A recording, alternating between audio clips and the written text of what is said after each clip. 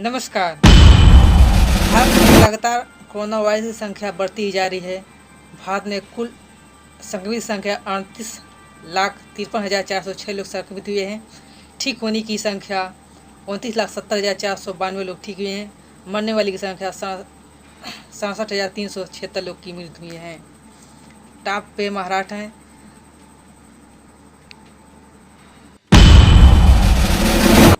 प्रधानमंत्री नरेंद्र मोदी ने गुरुवार को US India strategic partnership forum की तीसरी सालाना समिट को वीडियो कॉन्फ्रेंस के माध्यम से संबोधित किया। इस दौरान उन्होंने कहा कि कोरोना महामारी के यह भी बताया है कि ग्लोबल सप्लाई चेन सिर्फ लागत पर आधारित नहीं होना चाहिए, बल्कि ऐसे पर आधारित होनी चाहिए।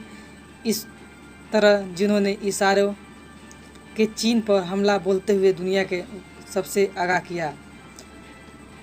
महामारी ने बताया कि ग्लोबल सप्लाई चेन भरोसे पर हो आधारित दुनिया की ताकत आधारित ग्लोबल सप्लाई चेन को लेकर आगाह करते हुए प्रधानमंत्री मोदी ने कहा है कि इस महामारी ने यह भी बताया कि ग्लोबल सप्लाई चेन सिर्फ लागत पर आधारित होनी नहीं चाहिए, बल्कि भरोसे पर आधारित होनी चाहिए।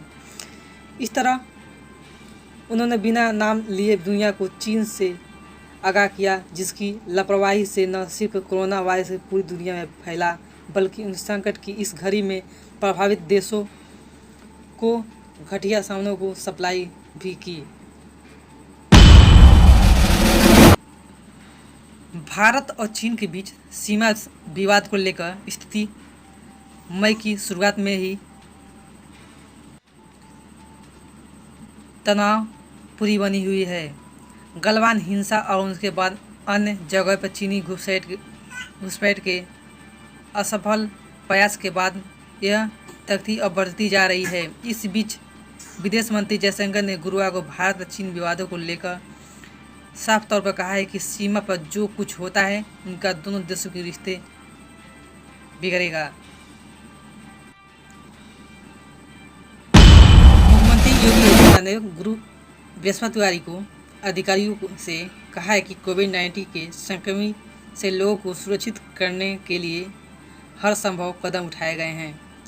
उन्होंने उनकी संक्रमित की चेन को तोड़ने के लिए सर्विस लॉन्ग डोर टू सर्वे एवं मेडिकल टेस्टिंग और प्रभावित बनाने के लिए निर्देश दिए गए हैं।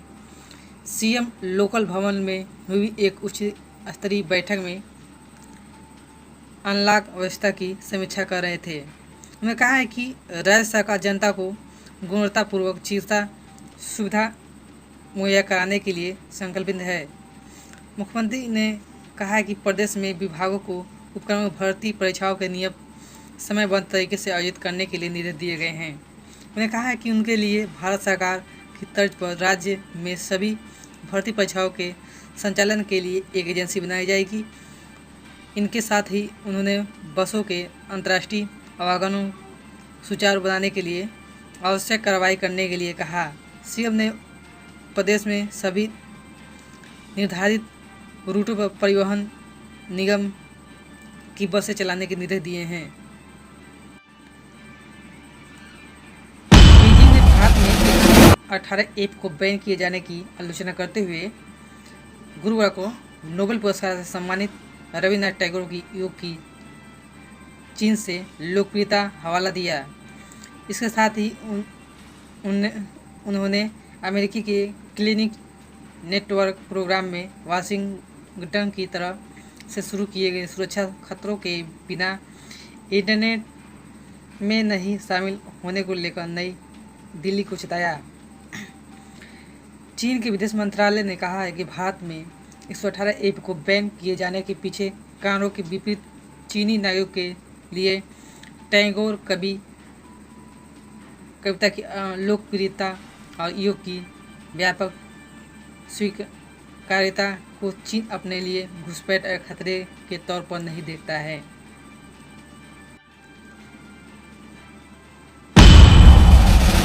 पूर्व मुख्यमंत्री और हिंदुस्तान अवाम मोर्चा के राष्ट्रीय अध्यक्ष जीतन राम मांझी ने एनडीए में शामिल होने का ऐलान किया, लेकिन अभी भी जेडीयू मंच पर नहीं दिखेंगे।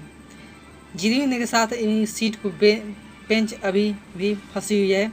सूत्र के मुताबिक मांझी की जेडीयू के साथ डील अभी चल रही है। मांझी खुद चुनाव नहीं लड़ना चाहते हैं, लेकिन उनकी जगह विधान परिषद या राज्यसभा की एक सीट को लेकर अड़े हैं। बताया जा रहा है कि इस सीट को लेकर मामला फंसा हुआ है। मांझी ने राज्यसभा और विधान परिषद की सीट पक्की नहीं होती है तो वे कम से कम 12 विधान सीट चाहते हैं। इधर मांझी के एनडीए में आने के बाद लोजपा के तेवर तकती है।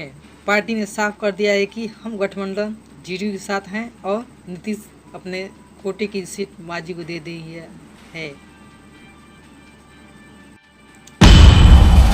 पीएम केयर फंड लगातार विपक्ष के निशाने पर रहा है और इसको लेकर पीएम से सफाई भी मांगता रहा है, लेकिन जो तथ्य सामने है उसके मुताबिक प्रधानमंत्री मोदी ने खुद पीएम केयर फंड में पहला अंशदान किया था।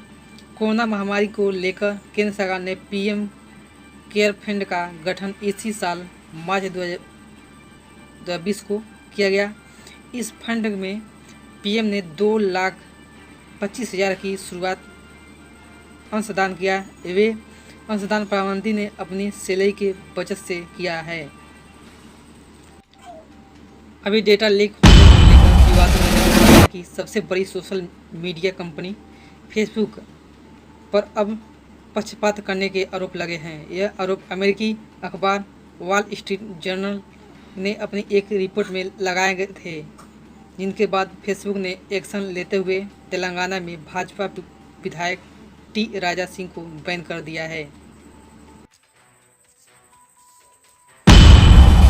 आज सरकारी तेल कंपनियों ने डीजल के रेट में 15 से लेकर 17 पैसे की कटौती की गई है। डीजल कंपनी कीमतों में 31 दिनों के बाद फेरबदल हुआ है। हालांकि आज पेट्रोल के दाम स्थिर रहे हैं।